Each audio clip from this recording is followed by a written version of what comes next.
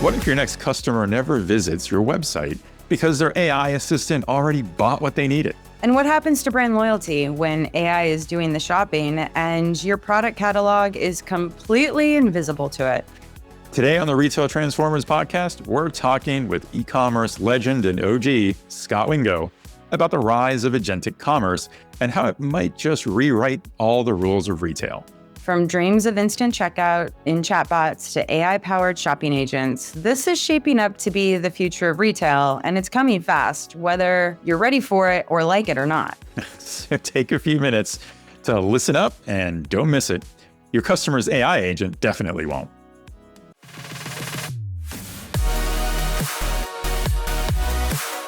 Welcome to the Retail Transformers podcast, part of the #1 indie podcast network for retail, where we break down the ideas, leaders, and the bold moves reshaping the future of retail. I'm Ricardo Belmar. And I'm Casey Golden. And today is definitely going to be a top download. I'm excited. And we'll get into some of the details why this is an extra special guest for us, especially for me. That's right. Some of the real insider scoop there for everyone. But before we do that, we have to talk about some of our own super powerful news, right? Yes, 100%. So fans of the show, fans of any of our shows in the Retail Razor podcast network, I'm sure have heard us talk about Goodpods before. An amazing audience, great following, and we've been super lucky to be building there. Yeah, and this past month in March, I was pleasantly, shocked, surprised. I'm not even sure what the right word is. I guess impressed, because I certainly didn't expect this. But during one of the weeks in March, for the first time ever in the history of our Retail Razor podcast network, our 4 shows took the top 4 spots in the business management weekly and monthly top podcast charts on Goodpods. That's right, the top 4 podcasts on both the weekly and monthly business management podcast charts were taken up by our 4 shows: the Retail Razor Show, Retail Transformers, Blade to Greatness, and Data Blades. And not only that, there's more. We also had the #1 spot on the top weekly and monthly Indie Careers podcast chart. And wait, there's more. We also had the #1 podcast in the top weekly and monthly Indie Marketing podcast chart. So yeah, you could say we just totally dominated the business podcast charts in March, a complete trifecta of management, marketing, and careers in the month of March. Wow. I mean, that's amazing. Who would have thought that we'd hit such an incredible milestone before our 5-year anniversary of doing these shows? Yeah, exactly, right? So, excuse us, listeners and viewers, for indulging for a moment there, but it was hard to hold back the news any longer. A huge thank you to all of our amazing fans on Goodpods. You guys are amazing. Thank you for the support. Keep on giving us those thumbs up on every episode so we stay on top. Yeah, we absolutely love you guys. And after such an incredible show on Spotify Wrapped for our 2025, just a few months ago, now this. But not to leave out any of our fans who are listening on Apple Podcasts. Yeah, so we're doing pretty good there too. Love the updates there. So we've got 2 podcasts ranking in the top 20 retail management podcasts right now. And our Blade to Greatness podcast is in the top 5 retail careers podcast too. So growing fast, right after our blowout month on YouTube in February, actually too, where we had 55,000 views that month. So everybody's loving the video, clearly, loving that shift to video. So in case anyone was wondering, we're going to keep doing video and audio and keep doing them both on all our shows. So if you haven't checked out the other shows, this is, by the way, a great time to go and do that. This is your chance. Check out the other shows on the Retail Razor podcast network. Let us know what you think. Drop a 5-star rating. Maybe drop a review or 2. Give us a like on YouTube and tell a retail friend to check us out.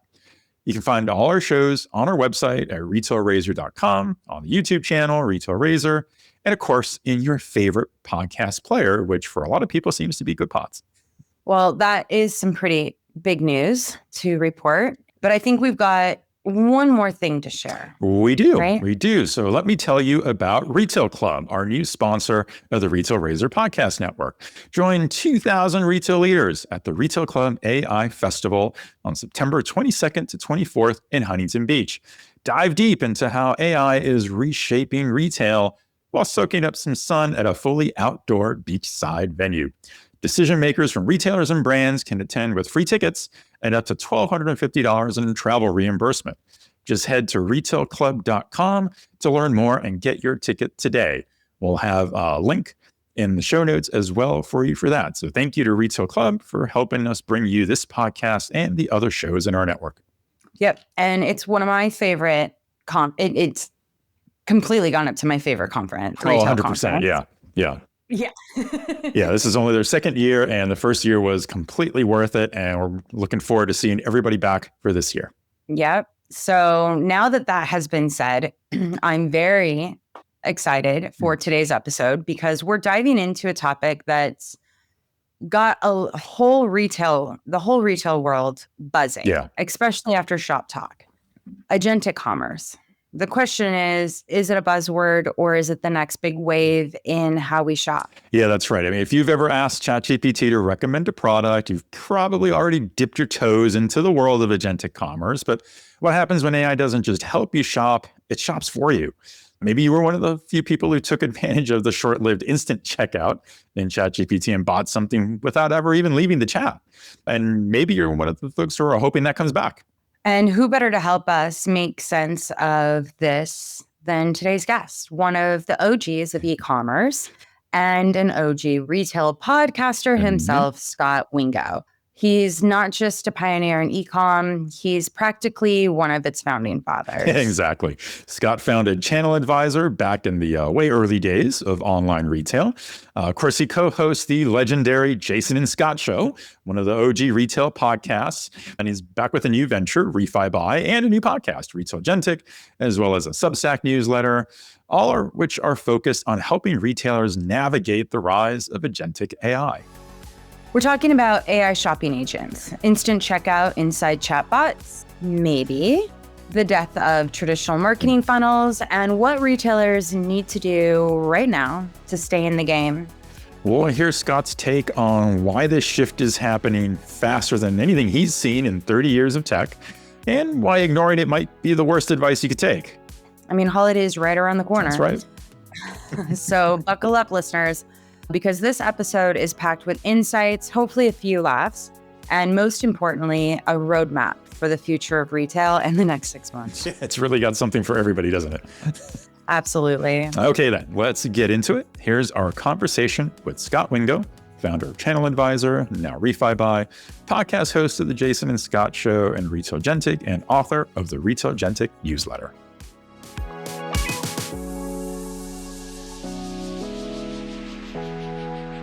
Scot, welcome to the Retail Transformers podcast. This is an extra special treat for us, especially for me as you're one of the OG retail podcasters. I can say that the Jason and Scot Show is probably one of the original inspiration for me to even start the first show we had in our Retail Razor podcast network. So thanks for being here. Absolutely. Yeah. Thanks for having me. I love retail, and Transformers was one of my favorite cartoons as a kid. So I'm excited to talk about Optimus Prime and all the things. There you go. Exactly. So you see, because you're here, I'm Casey will legally allow me to say the usual catchphrase that I use on the show about how our guest is always more than meets the eye. Ah, I like it. Yes. Very good. Otherwise, she's banned me from saying that. You're the only one that understands what it is. Exactly. Yeah, Scot. I mean, I have to say, as Ricardo is so fond of saying on the show in particular, you're one of those people who unquestionably defines why we have this show as a retail transformer. Awesome. Thank you. Just a simple guy making his way in the universe, but I appreciate it. So we can go into the backstory if you're interested on the whole Jason and Scot Show thing. It's not as exciting as people make it out to be, but no, we have a huge amount. Been a good run. Of material to cover with you today. So I hope you've set a few hours aside. I got till the top of the hour. Let's see if we can fit in. Pack it all in. Well, from ChannelAdvisor to ReFiBuy, you've been driving e-commerce innovation for a while now, Scot, from founding ChannelAdvisor in 2001 and taking it public in 2013. To successfully launching multiple startups and now launching ReFiBuy to tackle the AI commerce frontier. Can you take us through some of that journey? How did your early experiences in the e-commerce space shape your vision for this new era of agentic commerce? Yeah. So the idea of ChannelAdvisor is, there was a long pre-story, but we'll just jump right in. We had this idea that more and more people would use what we now call marketplaces. The only one we had in 2001 was eBay, and it wasn't really a marketplace; it was an auction site. And they were they had just added like the buy button, if you can believe that. But it was a big controversial thing. Like the big community got in an uproar. Like, this is an auction site; you can't just buy stuff. It's crazy. But that was the vision. Now, it took 5 years for the next marketplace to come along. Now, the good news is when it did, it was a good one. It was a bookstore called Amazon decided they were going to open a marketplace. And what was unique about the Amazon marketplace versus the eBay one this is kind of like the technical side of these things, is Amazon is the Wild West. So if Ricardo wanted to sell his awesome orange jacket there, he would just go list it and he would just say, this is an orange jacket. He wouldn't even put Nike if he wanted to. Whatever he wanted to do, he could. It's just totally free for him.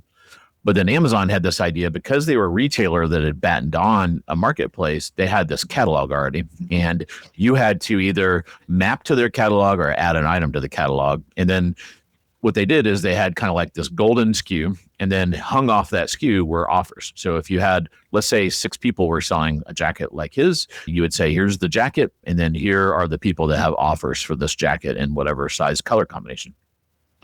That innovation then led to them being consumers liked that because it was easier to find stuff. So it was better for discovery. It was also easier on the seller side, and it improved both the seller and shopper experiences.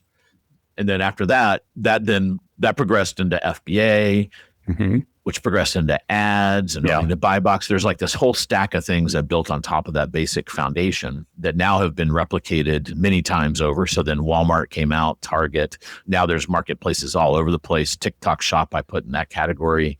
Internationally, you've got all those marketplaces. So it was kind of quiet for 5 years in the little backwater of this idea of marketplaces. And then it just went vertical in 2006. And that's how we were able to go public in 2013, as we had leaned into that pretty heavily, and we were in the right place at the right time and had been sitting there waiting for that wave to come along, and finally it did. And we got really good at some of these really complicated things that'll come up later in the story, which is how do you take not just Ricardo's one shirt, but now you've got a store that wants to sell on one of these things and they've got 10,000 SKUs. How do you map them to those?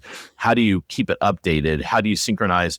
So then if you want to sell on 6 marketplaces, how do you synchronize all this inventory? So there's this, I've got 5 of something and I want to list it on 50 places. How do I make sure I don't sell 200 of the 5 things I have and create a lot of upset customers? So there ends up being, e-commerce is like, one of the reasons I love it is because it's so, every time we make something easier on the front end for the shopper, the complexity on the back end goes vertical. Right. And from a technology perspective, that's always a fun challenge, is to try to solve those things. So that's kind of like the ChannelAdvisor story. So we went public in 2013. In 2015, I moved to the board level. I'd been running the company for basically 14, 15 years. And it got to be, once you're public, it's really just like a financial job. You're just meeting with Wall Street analysts all the time. And I really like product and customers and building, kind of like that building phase. So then we ended up selling that to private equity in 2022, and they rebranded it to Rhythm, RITHUM. Right. So it's still an operating company. I think the combined entity, they combined it with a thing called Commerce Hub. Commerce Hub, yeah. And I think it's like a $300 or $400 million run rate now. So a very big kind of software as a service, e-commerce enablement company. And then 2024, I was between startups, and it's just kind of like, I wasn't really even thinking about it. And I started just learning as much as I could about all these, both LLMs, and then they prefer a database format called vector databases. Some people call it retrieval augmented generation, where you take a bunch of data and put it in a format the LLM can consume. So I was reading about that. And then I found I really liked the Anthropic put out these white papers, and they were really, I don't code anymore, but I have a technical background and a degree, and I'm a computer engineering degree. So I can kind of like grok most of that stuff. I just don't want to write code. And so I was reading this Anthropic paper about this new thing they had, and it was called Agentic frameworks. And they said, here at Anthropic, we use agents for almost everything. And here's what a new agent is. It's got a little LLM brain, and it's got memory and a database, which is a vector database. And then we give it tools, and it can go do stuff. And that's a really cool thing. And in fact, we're going to come out with a new way of using tools called MCP. So that's when they came out with this protocol called MCP. The layman's way of thinking about MCP is it basically gives agents the ability to call APIs. So it gives them, like, if they can't just like walk up to an API, it gives them like a little framework to kind of say, what is this API? How do I use it? And what do I achieve with it? And then they said, here's like 6 different ways you can structure these. Well, one of the ways they proposed was called an evaluation framework. And we had this very manual process in the era of ChannelAdvisor, where in that mapping process I was talking about with Amazon, about half the time human would have to get involved. And it was pretty messy because we would say, we have this Nike orange jacket and size large, and here's what we know about it. We have these 5 attributes. And the Amazon catalog would say, great, we have 30 different SKUs that match that. You got to pick one. and it would be like little things like, well, what is the zipper, gold or silver? And how does the collar fall? And what's the cuff look like? So you'd have to like almost CSI this thing to do a process of elimination to get down to the SKU it actually mapped to, because you didn't have the data. We had this sparse data problem. So humans did this, and we actually outsourced that to Bulgaria. So at our peak, we had, you guys are sitting down, we had 500 Bulgarians doing this basically in shifts 24/7 because of our scale. Yeah. And we had all these tools built around them and stuff, but it was very expensive and the quality was never where we wanted to be. So I thought, I couldn't shake this idea. I wonder if we could solve that mapping problem. I call it canonicalization.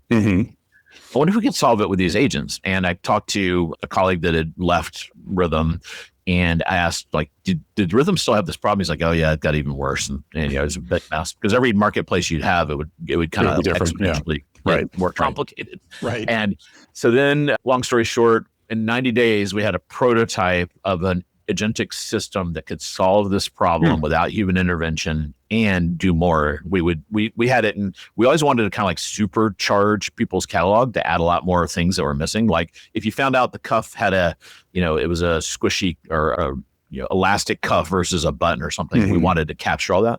So then we're like, let's build agents to go do that. And we did. So then we're like, what do we do with this? I thought we were onto something, but I didn't know what to do with it. I thought, were we going to sell this as like an API or something? And then Perplexity came out with Buy on Pro the next day, which is the first agentic. It was really bad, but it was kind of like, I could see where it was going. And they had a golden catalog just like Amazon did, and I was like, it was a hot mess express. You could tell no one there knew what a variation was, and I was like, oh boy, this is going to be big, and it's going to be a big mess, and this is going to be a fertile opportunity for us to build stuff. And that's when we decided to start ReFiBuy. And ReFiBuy stands for, I believe, agentic commerce will compress the shopper's journey, which I call research, find, buy. So ReFiBuy is the compression of those 3 words to kind of illustrate what we think is going to happen here. So you're going to be able to make it so I can actually do a search to find a pencil skirt only with the double kick pleat? Exactly. Yeah. I only want double kick pleats, people. Yeah, I know. Any other pleat is just terrible. Casey's still looking for the LLM that's going to help her find that. Yep. We're going to get there, Casey. I know. Nobody seems to put it on their product page. I have to go and look at the back picture. This is the frustration with products. Absolutely. Yeah. This is 100%. Yeah. Filtered nav, which was our big innovation, doesn't work because you're actually incented as a merchant to have about 5 or 6 attributes and no more, because the more you add, the more problems it will cause you.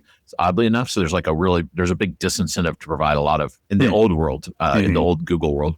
Yeah. Oh, interesting. Yeah. That's why your double, what is it? Double kick pleat, whatever that was. Yeah. So it's so hard to find. Your favorite pleat is hard to find. Yeah. It's like on the back of men's jackets. You have a little flap. I my pencil skirt to have the same thing. Yeah. It's this amazing thing that allows you to be able to walk properly. I can seems important. Yeah. So you think that would be a feature everybody would want to point out? I know, very rare. There's not a lot of them. So yeah. Needle in a haystack. But I think that it's a huge opportunity these days. Getting recommendations is all fine and dandy, but being able to actually understand the product and make all of those features down to pick stitching and everything else, like really getting that down, even fabric content. Which are all the things you can actually see when you're looking at the product in the store. In like 2 seconds. In like 2 seconds, you know your answer. Yeah. A novel. Because you're looking at it. Yeah. Right. Well, so Scot, aside from all this amazing work that you're doing building these companies, you are also well known as a retail podcaster and hopping on the mic, starting with the Jason and Scot Show, like I mentioned earlier, one of our inspirations for starting this show. And clearly one of the original and top e-commerce podcasts. And just as a quick side note, you beat Jason to being on our show. Just a check mark on that one. And of course, now you're also hosting the Retailgentic podcast, where you focus on all things agentic AI and agentic commerce. So I'm just curious, like, what inspired you to start podcasting specifically in retail tech right back in the day? What was the trigger that caused you guys to say, yeah, this is the thing we should do? Yeah. So back when I started ChannelAdvisor, there was this group called shop.org, and they invented the term Cyber Monday, and they kind of they were kind of like where the movers and shakers were. And I really wanted to be on this board that they had. They had a board of advisors. It wasn't like a financial board, but kind of a board, if you will. And I probably tried for 6 years, and I finally got on this board. And then right as I got on the board, they got acquired by NRF, which was fine, but it kind of changed over the next 3 years. It changed. But on the board, I met this guy, Jason Goldberg, and we would get in very friendly disagreements over things, but I would always learn a lot. And I was kind of like the Amazon guy, and I would say, here's why you guys should be worried about Amazon. We would have the Macy's CEO in these board meetings, and he'd be like, they can't figure out fashion. The returns will kill them. I'm like, they're actually pretty good at this fulfillment shipping thing. I think you may be underestimating their chances of, it's kind of like the Death Star, you know? Yeah. You may be underestimating their chances of success. And then I would learn a ton from Jason about payments. He was an omni-channel guy. You know, he had more digital tags. He knows like a whole nother world than I do. And after like our fourth meeting, we were like hanging out at a bar all together, and I said to him kind of offhand, I was like, we should like record these conversations, because if I'm learning so much and you're learning so much, a fly on the wall would learn a lot. And then I got home, and the next day, like this whole setup, it's actually this mic arrived in the mail, and he's like, we're doing a podcast. And I was like, okay. And then we just kind of stumbled our way through the first several of them, as I'm sure you guys have felt that. And then you kind of find your footing, you find your audience and all that kind of thing. So so that's kind of like the origin story of how it went. And back then he was at Razorfish, which was a small agency. And then they got acquired. Right, I can't remember how many fish ate the other fish. Yeah. But now he's at like, at some point in the agency world, you end up at like three of them. Right. There's WPP, Publicis, and a third one I can't remember. Yeah. And he's at Publicis now, and he's like, he's now super senior there, and so busy we can maybe record a pod every month or so. So But I say it's because of the podcast really elevating his of course. He claims it's on the job performance. So we'll never know. Well, we'll never know the answer. Nobody really sees that, right? I was like, how visible can that be, right? Yeah. So So we'll just have to have Video Jason come on the show and give us his version. Yeah. All right, you guys, getting back to agentic commerce, maybe still a bit buzzwordy, but Scott, how do you define agentic commerce? That way we can just kind of ready set our audience for this conversation today. I know some describe it as shopping facilitated by an AI agent that acts on behalf of the consumer from find to buy. But others are saying that if you use AI at all, or any type of LLM, period, for finding a product, regardless if you check out, is still considered agentic commerce. And I just don't see how that's different from affiliate marketing and traditional conversational commerce user experiences that we've seen before, maybe with Alexa or even like TikTok Shop. Yeah. And maybe we need, like, one of the ways to solve this is to be clear. And when I'm talking about agentic commerce, I kind of think of it as a marketplace. So it's a new way to sell items off of your website on one of these new channels. So it's a sales channel. It's a sales channel to me. Great. Now, this is very much my definition. Yeah. Now, but that's exactly what I think the other thing to look at is like, who is helping define this? And we've got Google has UCP, and then you've got ACP from Stripe and ChatGPT, and they're all defining it the way I am, right? So it's kind of like this framework for buying things powered by an AI assistant through some of the process or all of it off of in a variety of surfaces. That's kind of like what they would call it. They use that surface word. I'm not like a huge user of that. It's very Silicon Valley to be talking about your surfaces. I agree. And let's talk surfaces. Yeah. And So that's how I define it. Now, if you invest a ton on your own website and you have an AI agent and you've really upgraded your on-site search experience, I'm not going to proclaim that's not agentic commerce, but that's less interesting to me. And what's interesting to me is this new way to buy things that I think is better and faster, and it's an improvement on the marketplace business model. Mm-hmm. And I think what excites me is, as an industry, what's irrefutable is we used to be growing at 30% in retail. When I say we, e-commerce, digital retail, whatever we want to call it, was growing at 30%, and retail was growing at 5%. Mm-hmm. Now we're kind of growing in line with it. We're going a little bit faster, but it's kind of boring, to be honest with you. Yeah. And it's your skirt problem, right? We've kind of run the first wave of innovation, and there's big differences between the in-store and the online experience that make the in-store still pretty good. And I'm excited because using these new LLMs as underlying technology, I think we can improve that. Your skirt is a great example where if we can get the product attributes right, there's no reason you wouldn't buy that online. And if we could get you the information you wanted. If I could find one. So if you could just find one. In the world. Easily. Yeah. This is a big problem for you. And a multi-year problem for me. It is, yeah. Picture you like falling down everywhere because you can't solve this problem. No, I just always don't eat on the pod. Just don't do it on stairs. That seems exactly very dangerous. So I think we're going to be able to create these elevated experiences that re-accelerate e-commerce. And that's what gets me excited. And I think that's only going to really happen off of your website. Yeah. Well, so how do you rate then things like what Amazon's done with Rufus? Is that kind of, you classify that as something different or the same? It's kind of like using agentic technology to improve their existing on-site solution. Okay. Yeah. It's probably, I'm all for a broad tent. So yes, it's agentic commerce, but the part of agentic commerce I'm interested in is this like agentic commerce marketplaces, for lack of a better word. Yeah. Because that's more of like, you see that as more of something that will shake up the e-commerce world that's gotten, like you said before, because the growth is stabilized, kind of boring. Yeah. And to do that, I think we need a counter in the world to Amazon. Amazon has like 60 or 70% of e-commerce, depending on how you measure it. Yeah. And they've kind of stopped innovating. I love Amazon and I use it all the time, but I think they've gone way too high on the ad load. Yeah. And, there's certain times, like I have these dog treats that I buy, and the only way I can order them is if I kind of close my eyes and try to get to the sea of billboards to get to my order page to get to a reorder.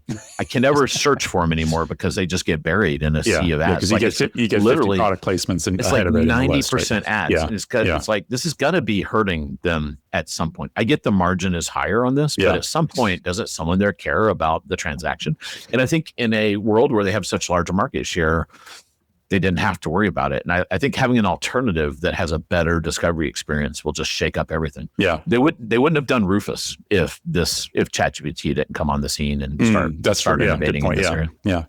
Yeah, I guess at some point you have to ask, because this is always the retail media debate, right? Is at what point is the ad load too much that consumers say, forget it, I give up, I'm going somewhere else? And you almost have to, and the counterpoint is always, everyone says, and we've had this conversation in other episodes. We had Andrew Lipsman on recently, and this was part of discussion. If it wasn't working, then you'd see Amazon back off, right? They would put fewer ads on the page, on the search result page, if it wasn't converting. But clearly there's some consumers out there who accept that and enough that they keep doing it. But I think like with what you just said, you can almost counter that counterpoint by saying, well, it's because they're so big. It's because they own 60, 70%. Where else is someone going to go? Yeah, if they've already built a habit that they're kind of captive. So it almost doesn't matter how many ads they put in there. Consumers aren't going to revolt against it either way. Yeah, absolutely. Yeah. Well, I revolt again around it. Well, it certainly hasn't helped you find the pencil skirt, right? No, I mean, I find it on there. Yeah. I'm the only person that goes to Amazon and searches high to low. I'm like, please remove all the junk. Remove all the cheap stuff. Yeah. Let's see where we're starting here. Yeah. Well, so let's focus in maybe on some of the things we're seeing in the wild. So OpenAI did, I guess I'm going to have to call it now, the experiment of instant checkout, since they pulled it back. But I'm a fan of saying there's been this big debate, right? Just because they pulled it back doesn't mean that it's dead on the vine and we're never going to see it again. I think it just proves, at least to me, curious if you think the same, that it just maybe was only half baked. when they released it, because things, if we look at it between all these competing LLMs, their challenge is they can't let a day go by without releasing a new feature, or they lose news media attention. And then they all, at this point, have tied making money to how newsworthy they are, in a sense, right? If nobody's talking about them, they're probably not making money or getting subscribers. So to me, it isn't that it didn't work necessarily as a feature. It's just that it wasn't ready. I'm on a different side. Yeah, I know. I know, right? I know. Hill is hard, debate. and the math just doesn't math because margins are slim, and it's just not really a business model that like really validates the amount of work it's going to take to do it, and it's going to be like a whole arm, and that's maybe just not where they want to put their money right now. Yeah, and they'll do it later. Let everybody else like do the heavy lifting. Well, were you surprised, Scott, to see them take it away? I knew it was very, very fountic, right? So it was a good start. But it was not complete by any means, right? So for any basic marketplace in my world to work, you have to have multi-cart. And the thing that was most exciting about it was the merchant of record innovation. So that's the first time. I've been doing marketplaces for 25 years, and no one's been able to solve the merchant of record problem, meaning how do you make the person selling the item the merchant of record versus the marketplace? So when you buy from Amazon or TikTok Shop or any of these places, the merchant of record, the name on your credit card is Amazon, eBay, or whatnot. And then that means the merchant never has a relationship with that shopper. There's a third party, and that Amazon is like they're a Chinese wall between you and the customer. They rented you, the customer, for one transaction is how they do it. You're not acquiring that customer. You borrowed them for one transaction, and you owe them a lot of money for that. And if you want more, you got to come back to the till. And so I think that was like the positive about the instant checkout the first time that had been done. But then it clearly missed multi-cart. And then you need, and once you have merchant of record, you have to have a loyalty program, because in the fashion world, in the beauty world, even Walmart, Walmart has Walmart Plus, and it wasn't connected. So it's kind of like designed to fail in a way for Walmart. And I almost wonder what was going on inside of there. But anyway, so I think if they had done like 3 or 4 things, and then also they got overwhelmed with demand. Like we're kind of sitting in the middle of this, and people getting really mad at them because they couldn't get a response. Well, these companies it's ChatGPT, and you're like, well, they've raised $800 million or whatever, or $8 billion or $80 billion. But the people working on this team is like 10 people. And there's no way they're going to call 600 retailers. Yeah, and the commerce team wasn't a big chunk of their staff, right? Well, they got a research. They got like they don't have that many people for the size of money they've raised, because a lot of the money is not going to people. It's going to infrastructure. It's going to NVIDIA. And it's going to NVIDIA. Yeah. And so I wish they would have stuck to it, but it's kind of, I don't mind where we are, because now we have an A/B test. So now we have them experimenting with other stuff, and Google is they've kind of like actually going to solve this stuff, right? They're like, all right, we see that we didn't do these 4 things. We hear you. We're going to do them. And I had the head of that group, Ashish, on the podcast. And when I talk to people at OpenAI and Google, they're very intentional, and they're listening to customers, and they're looking at data, and they're course correcting based on what they're hearing, and they're listening to merchants too. And so I'm just generally an optimist, but I'm optimistic that we're going to have this A/B test. And what's funny is all these people are building right on the open. This is another thing that's kind of different about this era that we're not used to. Is when Amazon would release stuff, it was fully baked and it'd been through a beta process. That's not how we build an AI. We just like splat it out there, see how it goes, and pull it back. Yeah. And I don't think our industry is used to building that way either. And it feels really weird to us to kind of see that. But as a software guy, this is kind of like how we build stuff now. And I'm optimistic they will. I don't think the app thing is going to work. That's actually a step back. And I think they're going to realize that. And then they're going to maybe dust this off. Maybe they'll go see what Google has done and replicate it. Yeah. We're also going to see Meta come on the scene. Yeah, I think they're probably days away. I think they're probably like less than 30 days away from their checkout solution, which is going to be interesting. Yeah. And then we're going to see what Anthropic does. Now, Anthropic is kind of like they are setting the pace in this world. They're just like every day they have a new innovation coming out. Yeah. And it is just mind blowing the types of stuff they're doing. And whatever they come out with is going to be next level. So it's going to be interesting to see what all that looks like. And so maybe we'll have an A test, a B test, a C, and a D here soon. And then we can kind of like see where this industry goes, and this one definitely feels like will work. It definitely feels like being the first mover isn't the advantage for because you can learn from what everybody else did or got wrong. Mm-hmm. Yeah, being a slow follower, Microsoft built their whole empire on that. That's right. Yeah, there's a lot of heavy lifting that needs to happen. And I think there's a lot of education, right, when it comes to retail. Two sides of the business that, very rarely have been best friends for the last 20 years. There's just all these unicorns floating around. And they can, people like you, we can only be spread so thin. So big player, like who do you think is really leading the charge right now? Like we spoke about Anthropic and the OpenAIs of the world, but a lot of big retailers are starting to develop their own AI shopping assistants. We have Walmart's assistant, Sparky, and Amazon's Rufus, both claiming significant dollars are converting from these agents. I don't understand how this could possibly be true, but Amazon says that $12 billion in sales is being done by Rufus. That's just touched. Like you can't really actually check out in Rufus. Right. Touched. Yeah. So how are they doing the attribution for that? In your view, who are the pioneers in agentic commerce right now? And like, which retailers and or tech companies, I think we cover tech companies, which retailers are you most impressed with their early moves? And do you think traditional brands are going to keep up with this fast-paced shift, or are they lagging behind already? Yeah. What we learned in the marketplace era was that it is a new era, and at least on the retailer side and the brand side, I'll call them merchants, kind of have a catch-all. Yeah. On the merchant side, the folks that lean in and get more shots on goal in this world and learn from it, they do create a bit of an unsustainable advantage. So I think there's a lot of, even though this is super experimental and small, I think there's a lot of reason to be pretty aggressive about it. If you believe over the next 3 or 4 years, it's going to be pretty big. And there's not that many people that refute that part of it. We just don't know exactly what it'll look like. And maybe we're wrong, but if you're wrong, it's less of a problem than if you were right and you didn't take action. So it's kind of like a risk management thing, I would think, for most merchants to think through. So some of the ones that I think are really innovative, I was just at Shop Talk on a debate with Ekta at Elf Brands. She's a chief digital officer that's very forward thinking.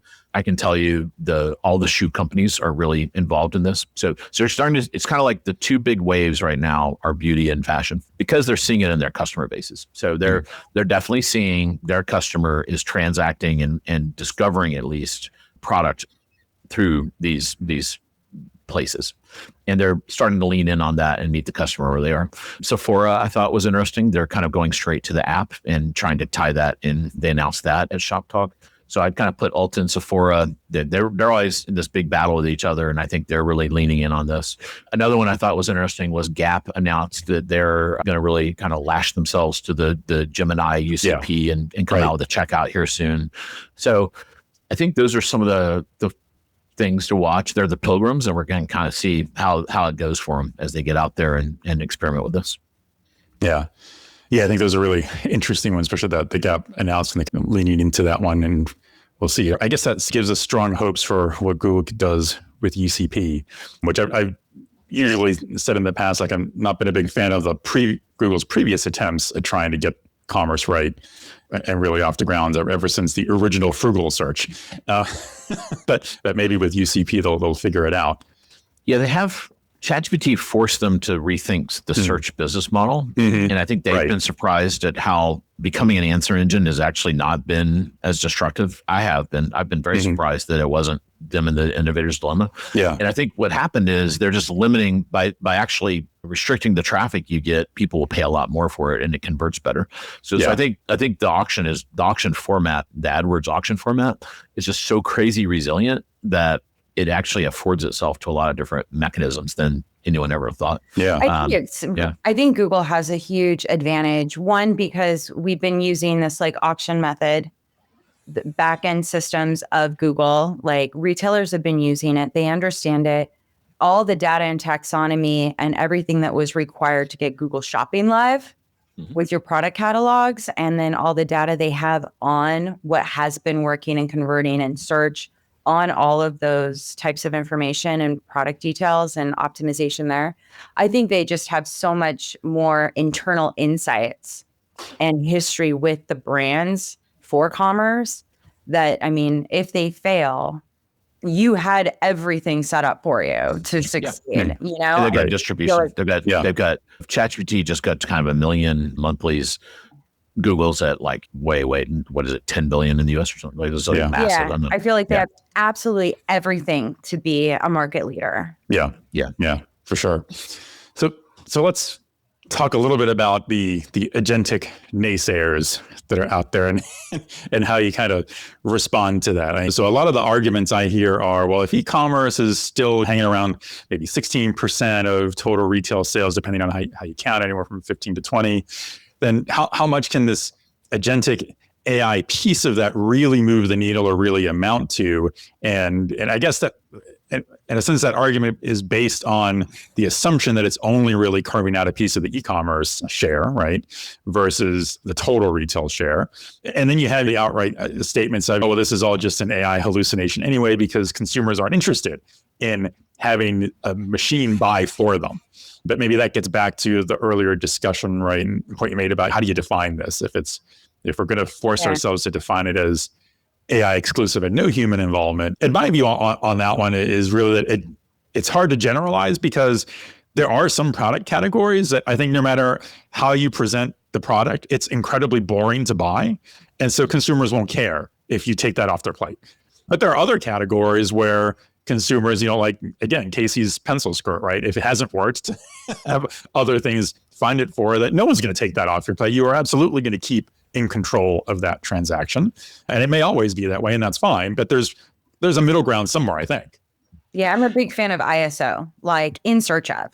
That's a whole business of ISOs. Mm-hmm. But last fall, the biggest conversation was brand.com there will no longer be a brand.com. There won't be brand websites, And now we're in we're finishing up Q1, it's about 6 months later here. Where are we? I was never so you have maximist and minimalist or naysayers. And the naysayers argument, to kind of start with Ricardo's point, is so they usually come from the retail media network world or the payment world. Mm-hmm. The payment people, they just don't know enough to know what they don't know, because they live in the payment stack down. They're worried about, most of them end up being crypto bros too. So they're kind of like off. They don't really poke their head up and argue with us too much. It's the retail media network. So the two people I just debated were Andrew and then Sarah Marzano. So she's the retail media network person at eMarketer, and they're very nice people, but their argument just centers on the definition, and then they do agree. But then I'll say things like, "Don't you think it's helpful to have it research products for you?" And they're like, "Oh yeah, I use it all the time for that." And you're like, "To me, that counts, right?" And then even if you're still involved, it's kind of like a GPS. Like, that's a computer-aided map is like how I run my life. Like, but I'm still driving, and I still am telling it where I want to go. And sometimes I turn it off because I'm like, I know how to get there. I don't need the GPS. And I kind of view it as that. It's going to be assisted more than taking over. So that's number one. And I think you can then kind of think about different categories of things and put them into this bucket of, if we had a matrix of research, find, buy, when I'm buying an essential, I don't need any of that stuff. I just that one I can put on autopilot for all three. Check. That'll be autopilot. Toilet paper, the next bottle of whatever it is, the usual staples for grocery for my pantry. Then there's things you enjoy, like maybe you use a little bit of research. Like, I don't collect watches, but I had someone say to me, no one would ever use this for buying luxury goods. And I was like, well, watch this. I don't know anything about collecting watches. And I had like a multi-step conversation. And in 10 minutes, I learned more about high-end watches than I would have, other than going into a watch store and talking to a sales associate that had time to have that with me. And I didn't even know what questions to ask. And it's really good at that. Like, it's really good at telling you next thing you should probably want to ask is this. And I'm like, oh yeah, that's a good question. Why are these things all made in Switzerland? I don't know. Like, what's the story of that? And So I think there's certain things where you're learning about something where you'll do research with it, and then maybe you'll just kind of stop, and maybe you'll want to go look at them yourself in the store from there. And then there's other things where you want it to really help you research and find, which is Casey's story of like this skirt, right? But she doesn't want it to go buy it because she's going to want to like stay, every day find me things that look like this pleat I want, and then surface it to me, and then I'll give you a yay or nay because you want to check off on it. So I think that's one where it checks two boxes. I have taste. I don't yes. know its taste. You may have the pleat, but be, like purple, and you hate purple or whatever. Right. Exactly. Or maybe it's not exactly in your size, or you're like, well, I'd kind of like want to see that, or whatever it is. So I think there's this matrix we can come up with to map this out for different shopping journeys that we go on. And the value-oriented consumer, they don't research anything. They're just like, they're kind of like, I want it to find me the cheapest price, and I want it to take into consideration, I want to maximize my points or my, whatever it is they're maximizing as part of the value equation that they're operating with. And I think that one's where they don't really do research, but they use find and buy. And they would love to just kind of give it a budget and say, if you can get a PlayStation for me and it's legit for under 300, fire away. Here's my wallet. Yeah. And so I think you can almost like come up with every permutation and come up with a shopping piece that matches that. I mean, some of that has already been like pre-trained with early eBay, like the auctioning sites. We put our highs, our high end, put in those bids and said, go do it for me. Right. So I think there is a demographic that would be very easily able to just delegate with some parameters and like, here's my little like widget of what you're allowed to do and what you're not allowed to do. But like to kind of release that, because we kind of already were doing some of that, to just let eBay bid for us on stuff. Absolutely. Yeah, that's true. Yeah. And then, Casey, to your point, I do think people do tend to take this too far. And there's this whole, I'm going to have my buying agent and it's going to go out and do all this stuff. I don't think we'll ever get there 100%. We'll kind of have to wait and see. The thing that makes me rethink that a little bit is I have an 18-year-old daughter and kids that are in their mid-20s. They would totally buy stuff without being involved. And I think there's a generational thing that you have to. This is like in the early days of e-commerce. There was people that would never put their credit card online. Right. They didn't, and now they. So I think there's a generational thing there too that we tend to. I don't share every meal I have on Instagram, but my kids do, and so it's like there's a generational openness to these things. Absolutely. I don't remember. When the meal comes, you pause. No one touches. No one takes pictures, and then we eat. I take a picture of my birthday cake, but that's about it. Unless somebody really impresses me, like. Yeah, I think the assumption is that if you're doing that, it says that you're always getting a really impressive meal, so you can show it off. Right. When we go on trips, the kids know where the Instagram spots are. We'll go take pictures of like the ice cream that bubbles up or something. It's kind of fun. Yeah. They always have a little social media presentation at some of these places. So one big implication of agentic commerce is how it compresses the shopping journey, as you said. If you can go from a question to a purchase inside of an AI chat, I might never visit, let's say, one might never visit a retailer's website. Is that handy that seems like it would be handy for the consumer, but kind of scary for the retailers. Who really does own that consumer in this space? If no eyeballs are on their site, no chance to upsell or build a relationship, and potentially to hit their advertising revenue in retail media, should the retailers be concerned about losing that direct customer touch point if that whole piece becomes embedded into these marketplaces or new apps and emerging startups or whatnot, when that marketplace owns the entire transaction? Yes, this is already happening today. It's just we don't think about it too much. And it's happening on marketplaces. So Amazon is the biggest marketplace, and they're 60% if you count the GMV of the marketplace and their first party, we call it first and third party GMV. So there's like 400 billion a year already happening this way, where no one goes to that third party. So like Rock Bottom Golf is one of our big customers at ChannelAdvisor. No, they have a website, but every Amazon transaction, no one went to rockbottomgolf.com. Right. And they just set up their economic model so that they understood that they were part of their P&L that had to work was they were going to pay an Amazon tax every time. Now, it actually ended up that was actually less than their website to acquire a customer through Google. So It's more about mindset and reframing. It is. Right. A lot of it's a mindset. Yeah. Can you replicate the P&L by selling through this channel that works on this channel? And then I think there's some motion, there's some pie chart movement between those things, but I don't think it's all this like it goes to zero. Now, the nice thing about this era versus the Amazon era is you are a merchant of record. So it's hitting your payment system, your loyalty program, and then you now have an opportunity to market to those customers that didn't exist outside of the marketplace, right? So I'd actually say we're in better shape for that than we were in the world where like TikTok shops is this old school model. A lot of times when you're selling on Instagram and people rattle through a Shopify store, they never really they hit the website, but it's like just ever so briefly to get to the checkout.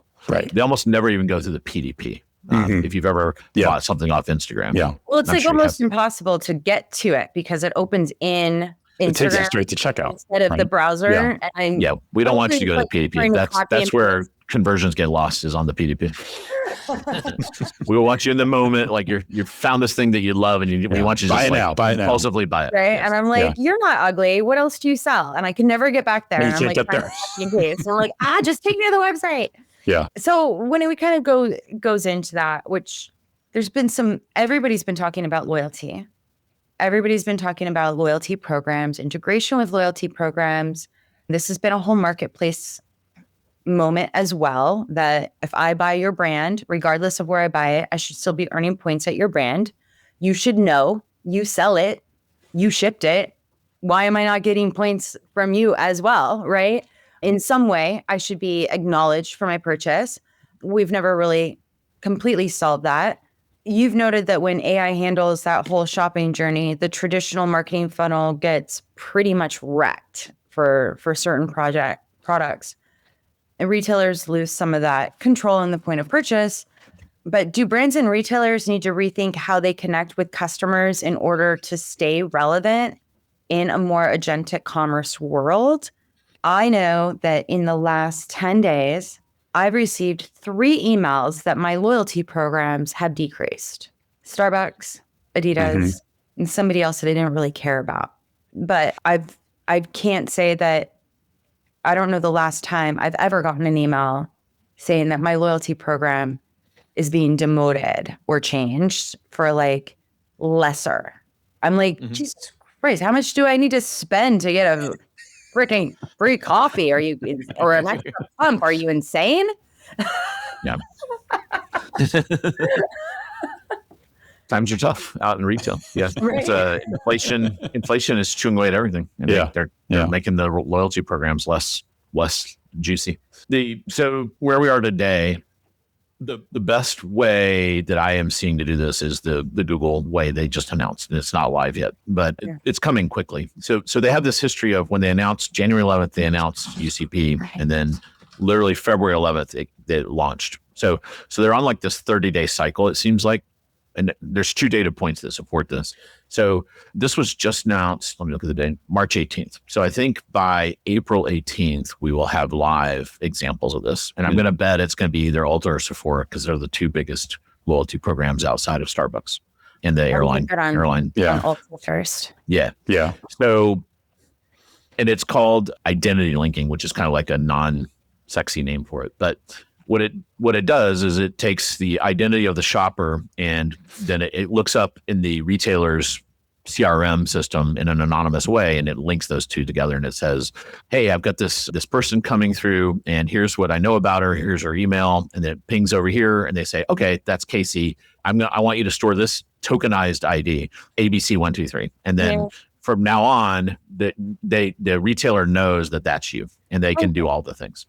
Now, today, it's kind of like with the merchant of record. Now, imagine the merchant of record said, I could see this getting really cool, where it would say, what payment mechanisms do you take, and do you want to tie it to that? And they would say, well, Casey has an Amex with us, and here's a token for that. And then now you can see your Amex points show up. Amazon kind of does this if you've seen the Amex, but it's like not easy. Yeah. This was going to be way easier, and you'll always be in the approval flow, I assure you. And now if you had all that linked up, the LLM could help you make all these multi-factor decisions that get really complicated. And it's like, all right, this is the same price at Sephora and Ulta, which I'm point maxing, which one's going to give me the max? And then, and I also want you to look across my Amex card, because maybe they have a Amex offer that if I actually use it, and I can double dip and take the Amex offer and apply it here. I think all that is going to get connected in a way we never could in the old world. And then you take that, and then we're talking about the shopping vertical. Now you put it into travel, and even the travel world comes across, right? Because there's all these things that will give you miles for buying stuff online. And so for whatever is important to you as a consumer, it's going to get really interesting through this. And it's not going to be just I think loyalty is just like one little step. And I think there's going to be 2 or 3 other steps that are going to be really interesting. Oh, I like that. Through ReFiBuy and your Retailgentic newsletter, you've been in the trenches educating others about this new frontier. And you recently mentioned that you've been talking to hundreds of retailers and brands about agentic commerce. And I'm sure you've heard all of the burning questions, the crazy questions. What are some of the most common FAQs or misconceptions that you hear on the brand side from leaders and executives about integrating AI and shopping? And are there any fears or myths you find yourself debunking a lot that we can just take care of right now on this podcast and set the world straight? That's right. Yeah, that I could take a very long time answering that one. I'll characterize it as this. So usually the way the conversation goes is kind of like big picture questions, like, why should I do this? Tell me about it. What is this thing? And then it gets tactical really fast. Okay, if I want to do ChatGPT, what do I do? And then there's like 5 or 6 tactical things. And then it blows back up to strategic. And they're like, because usually those answers are, you need to really think about it all comes back to your product catalog. Our product catalog is atrophied in the last 20 years while we've been stuck in what I call keyword jail. And in keyword jail, we had 4 words from Google. That was the shopper context. And we had 6 attributes. So we had more. So we being the merchants and retailers, we had way more content than our shopper intent. So we were good. Right. You could try entering your pleat thing at Google. Good luck. You probably already know that's not going to really work. It's going to never. It'll send you to a sewing site or something. Like it's going to it'll send you off. I have no idea what I'm talking about. So then you get trained as a user not to do that.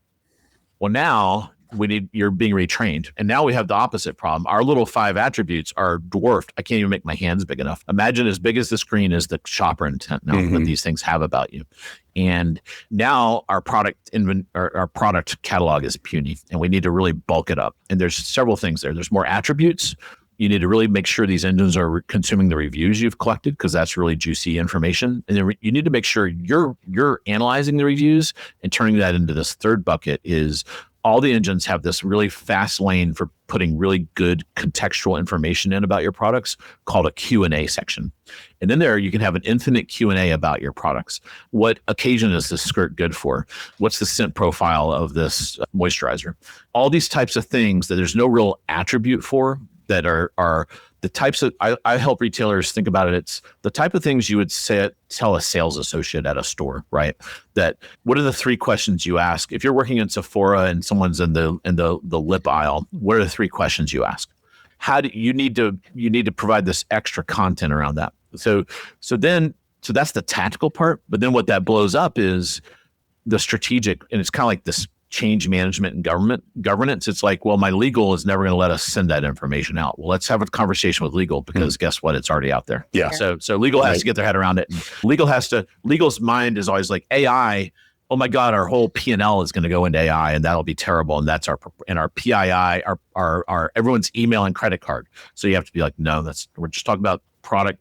You're already sending it to Google for free, by the way. And that's the horse is out of the barn. Right. I usually have to be the horses out of the barn guy. And they're like, what? We're doing that? And I'm like, yeah. I can almost guarantee you are. They're like, they'll look around the room and like, yeah, we've been doing that for 20 years.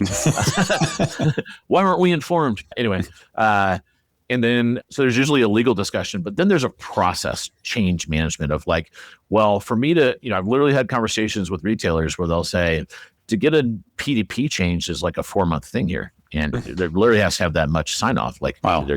Are we really going to have to do that for every PDP? And the answer is like, you can. Yeah. You don't. Now, what's nice is we also have this idea of a multi-level PDP. So there's the human visible, which you don't have to change for this at all. Then there's the SEO metadata. And then we want you to add what I call agentic commerce optimization metadata. And you can get most of the way there with a data feed, but to get all the way, you really need to put the metadata on your site. So these are the types of things we discuss a lot of how do you set up a team if this is a priority? What does it look like? Who should be on that team? How do you get this process? What are the phases for implementing this? And how do you go about doing all these things? So that's like that's the surface area of the types of things I talk about. And so we'll have to label that the Scot Wingo playbook for retailers to become agentic. Yeah. Well, obviously, just in the discussions, we could just keep going on for hours because there's so much material to dig into on this. I think the last thing I'll ask you, Scot, to just close this out here. You make plenty of predictions on these things as things have gone so far this year.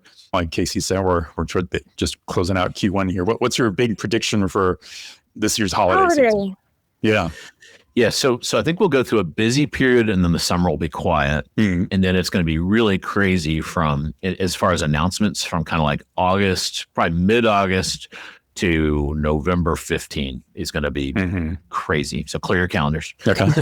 And I think we're going to see a lot of new entrants. I think we're going to see all kinds of new capabilities come online because these companies are able to build so fast. Yeah. We're not used to this level of innovation that's going to happen. Yeah. And then if Anthropic enters this in a kind of a major way, then it's going to get really bonkers.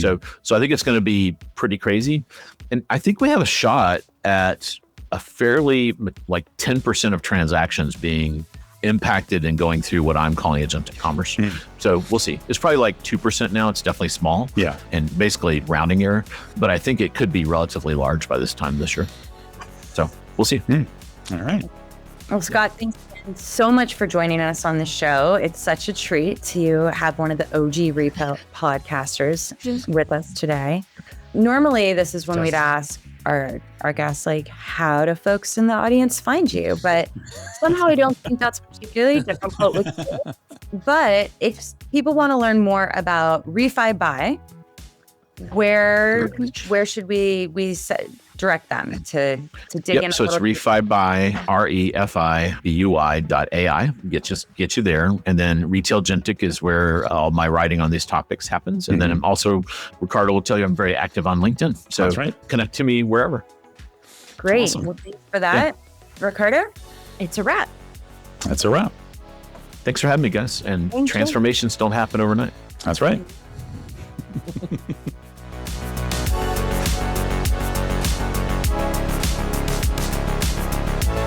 How much did you love this episode? Drop us a 5-star rating and review on Apple Podcasts, Spotify, or Goodpods. And hit that subscribe button so you never miss an update. If you're watching on YouTube, like and subscribe before you go. I'm Casey Golden. Follow Retail Razor on LinkedIn, Blue Sky, Threads, and Instagram, and subscribe to our Substack for highlights and bonus content in your inbox. For transcripts and guest info, head to retailrazor.com. Retail Transformers is part of the Retail Razor Podcast Network, the #1 indie podcast network for retail. I'm Ricardo Belmar. Thanks for joining us. Until next time, stay sharp, be bold, and keep on transforming retail. This is the Retail Razor Retail Transformers.